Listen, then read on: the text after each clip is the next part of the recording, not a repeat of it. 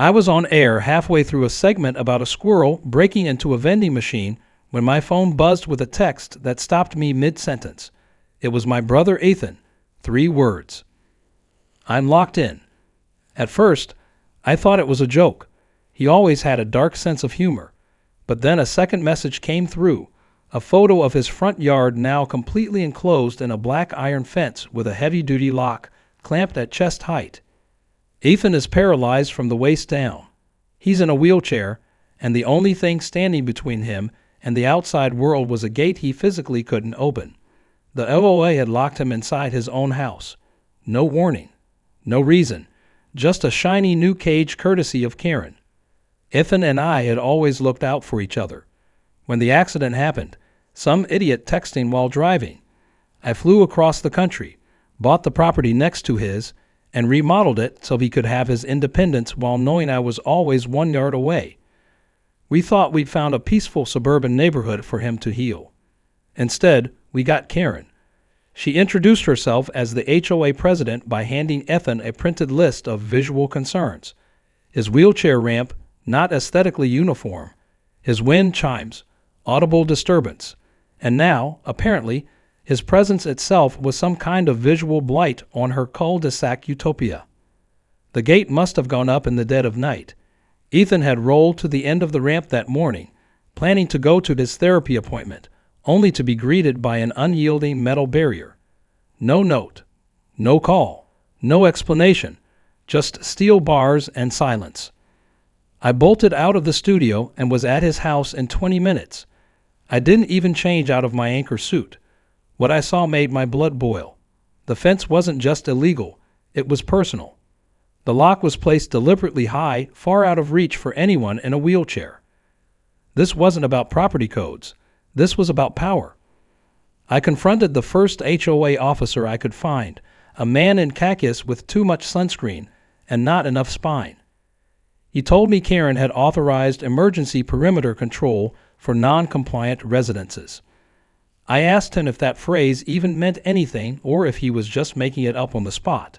He stammered something about visual symmetry and pointed to a line in the HOA handbook, which was basically a novel full of arbitrary nonsense. Then he scurried off when I pulled out my phone and started recording. Ethan, to his credit, was trying to stay calm, but I could tell it was eating at him. He hated feeling helpless. He'd spent 2 years learning how to cook, fix things, navigate public transit, and now, because of one woman's obsessive need for control, he couldn't even leave his own front yard. He'd become a prisoner in the very house where he fought every day to prove he wasn't broken. I called Karen. She picked up on the third ring, chipper as ever. "This is Karen, HOA president. How can I help improve your day?" I told her exactly what was happening. Her tone shifted immediately. "Your brother should have filed a request for access. The gate is for safety and community presentation. If he can't open it, maybe he should stay inside." My hand clenched around the phone. I told her she had 24 hours to take it down. She laughed. "Good luck with that," she said. "We don't take threats kindly here." What she didn't know was that I wasn't just Ethan's sister. I was a national TV anchor with a prime time slot and a viewership in the millions. I'd covered government corruption, environmental disasters, celebrity scandals, and now Karen and her little suburban dictatorship were going to be the story. I went back to the studio that night and rewrote my show from scratch. The title card, "Trapped in Suburbia: How an HOA Locked a Disabled Veteran Inside His Own Home." But before I went live, I spent the evening with Ethan. We ate Thai food from the place down the street he couldn't get to anymore, and we laughed at how absurd it all was. "At least they didn't throw alligators in," he joked, tapping the gate with his spoon. Then he got quiet. "Do you think they're doing this to other people too?" That stopped me cold, because of course it wasn't just about him. If Karen could do this once, she could do it again. Maybe she'd already had. The next morning, I flew a drone over Ethan's house to get a full aerial shot of the fence. From above, it looked even worse, like a prison yard in the middle of a quiet suburb.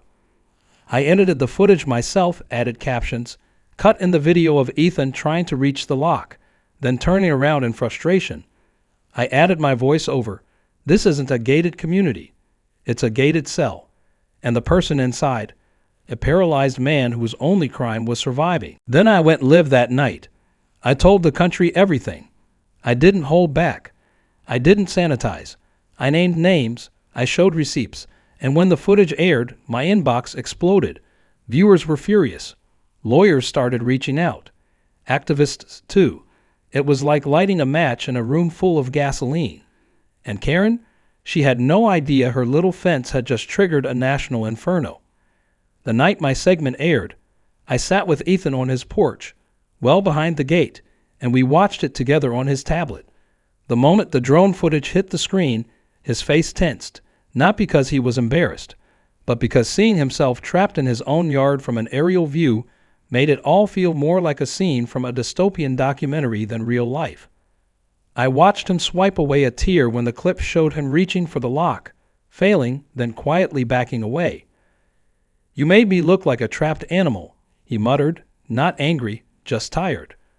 But he didn't look away. He wanted people to see. And they did. Within hours, our HOA's name was trending nationwide. My inbox became a war zone of tips, support, legal suggestions, and outrage.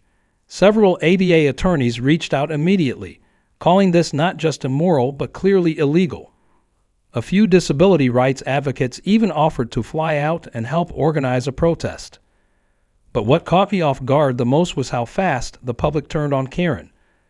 A local mom group found her Facebook page and shared screenshots of her making passive-aggressive posts about maintaining the purity of our neighborhood.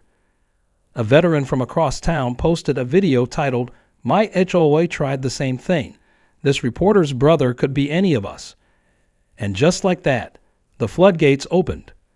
The next morning, the gate was still standing. Karen hadn't budged. In fact, she doubled down. A letter was taped to Ethan's fence, HOA stationery, typed out in her signature tight little font, stating that he was in violation of exterior design regulations due to excessive nonconformity, and that physical enclosures may be installed to shield the aesthetic impact of said nonconformity pending compliance review. Translation: she was calling Ethan's presence unsightly. I almost drove to her house right then and there, but Ethan stopped me. "Don't give her that satisfaction," he said. "We're winning, and she knows it." So instead, I turned to my greatest weapon, broadcast media. That evening, I hosted a follow-up segment titled "Power Trip in the Suburbs," when HOA presidents think they're above the law. I replayed the voicemail Karen left me after the first story aired, her voice syrupy and furious, threatening to file complaints against my brother for libelous character assassination and unauthorized public filming. I laughed on air. Then I brought on an actual legal expert to break it down. He confirmed, live on camera, that not only was Karen wrong, she'd likely just handed us evidence of intent to violate ADA protections. Meanwhile, Karen wasn't sitting idly. She called a neighborhood press conference, which was really just her standing in front of the HOA clubhouse with 3 board members behind her, all looking like they'd rather be anywhere else. She started by saying she was deeply saddened by the misrepresentation of this community, then shifted into a tirade about visual pollution and community standards. A local blogger streamed it live, and the internet lit up again, this time with memes of Karen standing next to the gate like a dictator at a border wall. But then Ethan surprised everyone. While Karen was trying to repair her image, he quietly installed a motion-sensing camera in the flower bed beside his ramp. I helped him set it up through a phone app. That night, he captured a grainy but audible recording of 2 board members standing by the fence, laughing about how the cripple's probably crying in there, and saying Karen was finally fixing the disabled problem. Ethan sent it to me immediately. I played it the next night on my show without hesitation. The reaction was immediate and explosive. Viewers were disgusted. One of the voices in the video was quickly identified as a local high school administrator. She was placed on leave within 12 hours.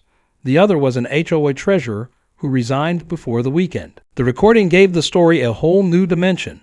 It wasn't just about a bad policy anymore. It was about targeted cruelty. The backlash intensified. protesters began picketing near the HOA clubhouse. One of them carried a sign that read, "Accessibility is not an eyesore." Another, "Hey Karen, the 1950s called. They want their hate back."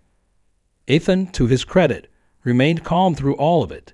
He told me he was tired, not angry, just exhausted from years of having to prove that his life was worth the same as anyone else's. But I saw the fire behind his words. It wasn't just about him anymore.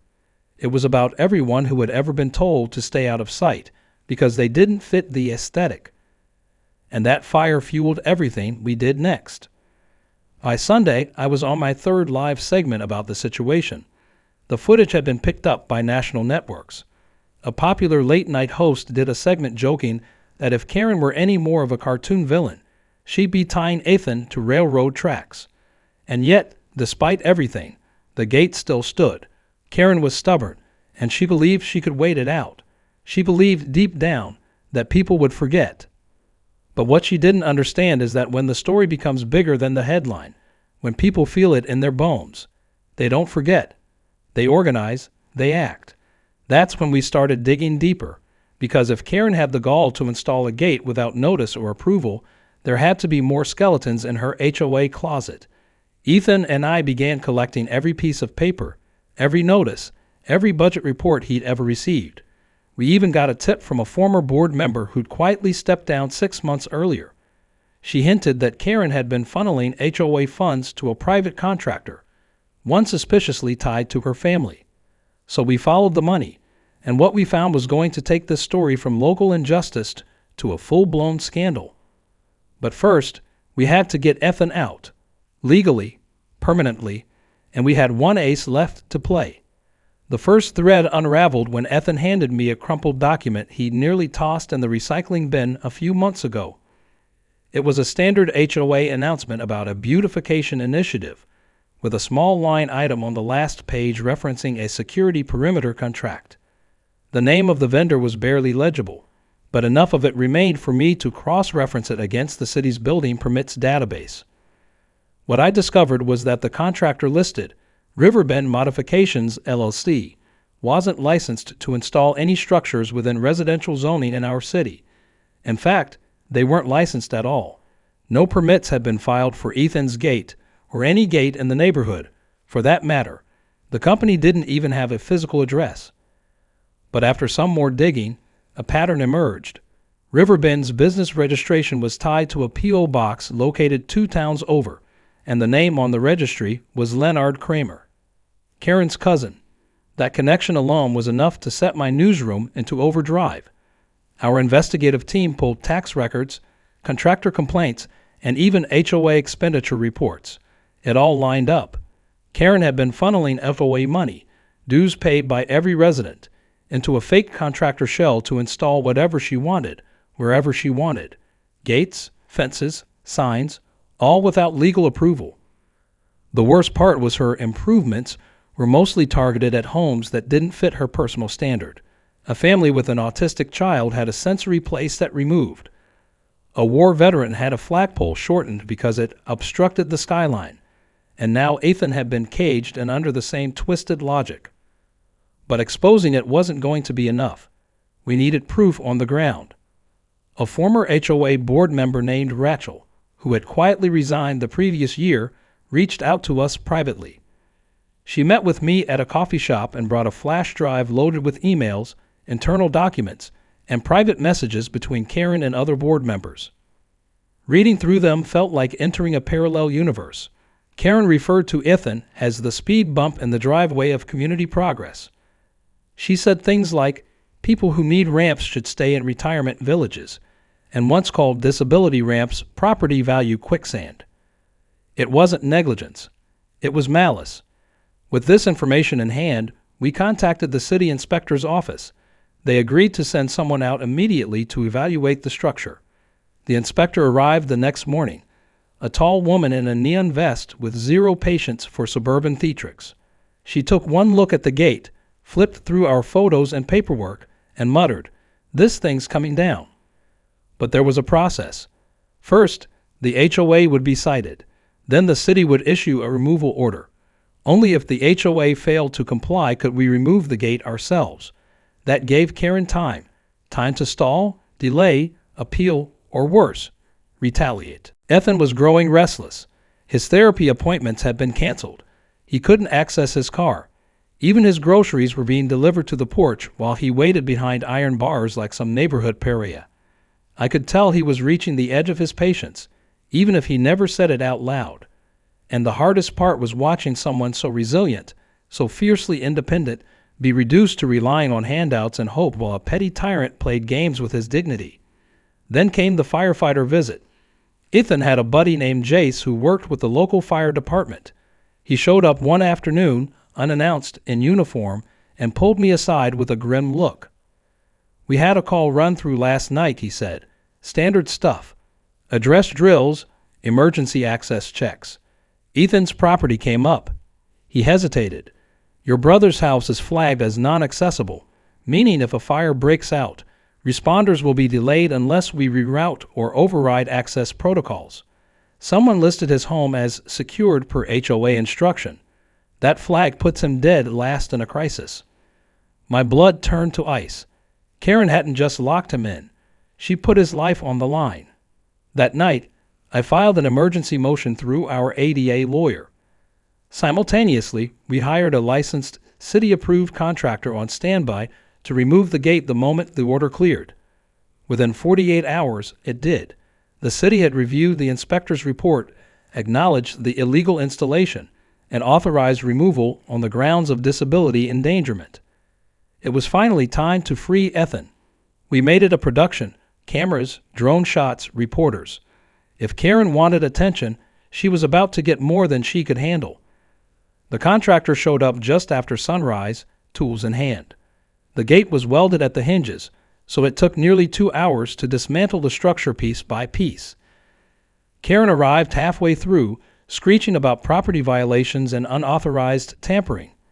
The city inspector was there too, calmly holding the removal order in her hand like a golden ticket.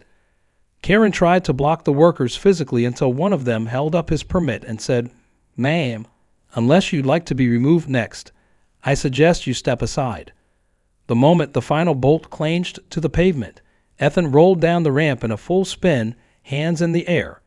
People from the neighborhood had gathered to watch. Someone clapped. Then a cheer went up. It wasn't a protest. It was a liberation, a celebration. Even the mailman gave Ethan a salute. I caught the whole thing on camera and closed my next broadcast with the footage. The title card read, "Free at Last, When Community Fights Back." But the story wasn't done. In fact, things were about to get a lot worse for Karen, because with every bolt we pulled from that gate, we unearthed more lies. Her entire empire was built on fake permits, illegal contracts, and intimidation. And the next phase, it was time to take down the board itself. Because what started as one locked gate had just exposed a hidden network of corruption stretching far beyond a single neighborhood. And we weren't stopping until every piece of it collapsed. Karen's downfall didn't begin with handcuffs. It began with a clipboard. 2 days after the gate came down, she called an emergency HOA meeting at the community clubhouse. The memo, which she personally delivered to every resident's door, promised clarity, correction, and a return to HOA integrity. In reality, it was a desperate attempt to spend the public humiliation she had suffered. But what she didn't anticipate was that her own board was already crumbling from the inside. Her iron grip was slipping, and some of the people she bullied into submission were finally ready to speak. Ethan and I arrived early, not because we were invited, but because at this point, the neighborhood was firmly on our side. More than 24 people were already there, some carrying handmade signs, others just standing in quiet defiance. The clubhouse buzzed with tension. When Karen entered, her usual smug expression was missing. She wore sunglasses indoors and clutched that clipboard like it was a life raft. She stepped up to the podium and began reading from a prepared statement filled with phrases like misunderstood intentions and community cohesion. But before she could even get through the first paragraph, one of the board members stood up, an older man named Bill who had been silent through most of her reign. He cleared his throat and said, "Karen, Before you go any further, I'd like to yield my speaking time to someone else." Karen's eyes narrowed. "This isn't an open forum," she snapped. "I'm running this meeting." But Bill didn't sit down. He nodded to the back of the room. A woman rose, a former board secretary named Donna, and stepped forward, holding a binder. Her voice was calm, but the contents were incendiary. Dana began reading aloud from internal emails she had printed out, messages from Karen that were laced with insults, threats, and blatant bias. One email discussed removing problem homeowners who don't align with our vision. Another mocked a resident's mental health treatment plan. And then came the bombshell, an email chain between Karen and her cousin Leonard, the fake contractor.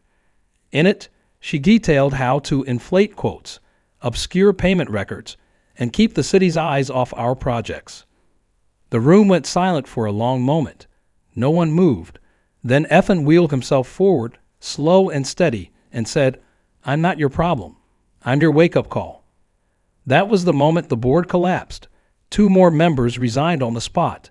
The treasurer announced he had contacted the city clerk with concerns about financial irregularities. Then, as if scripted by fate, a plainclothes investigator from the ADA Compliance Division arrived with a city code enforcement officer in tow. They had been monitoring the broadcast. They had seen the footage, and now they had the emails. They politely asked Karen to step outside for questioning. She exploded, not in tears, not in shame, but in fury. She launched into a tirade about how she was defending property values, how Ethan was using his disability as a weapon, and how the neighborhood had become unrecognizable under the pressure of public scrutiny. She knocked over a stack of HOA pamphlets and stormed out, hurling accusations at everyone from the city council to local dog walkers. The investigator followed her out with a quiet nod, but by then, it didn't matter. Karen's reign was over. The days that followed were filled with fallout. Residents began reviewing years of HOA decisions, finding dozens of violations and misappropriations. City officials declared a formal audit. Ethan and I were interviewed by multiple national outlets. He spoke calmly about dignity, accessibility, and the long-term impact of being treated as less than by a system built to exclude people like him. His words resonated beyond the local scandal. They hit a nerve. Letters poured in from families across the country who had faced similar HOA abuses. Some had fought back. Others hadn't known how. The tipping point came when we received a call from a state legislator. She had been following the story and wanted to propose a new bill, one that would enforce stricter oversight on HOA decision-making, particularly when it impacted disabled or elderly residents. Ethan was invited to testify. I watched him step before the committee, his voice steady, his tone respectful but firm. "No one should be locked inside their home for being inconvenient," he said. "No one should have to ask for permission to exist." When he finished, there was silence, then applause. Karen, meanwhile, attempted to sue both Ethan and me for defamation. The case never made it past the first hearing. Her lawyer, clearly unprepared for the mountain of evidence and media scrutiny, quickly backed down. The judge not only dismissed the case but referred Karen's actions to the county district attorney for further review. Rumors circulated that she was being investigated for fraud, misuse of funds, and falsifying documents related to the fake contractor operation. She moved out of the neighborhood within the month, leaving behind a house with a for sale sign that was quickly defaced with sticky notes reading "not accessible" and "not welcome." In the power vacuum she left, something unexpected happened.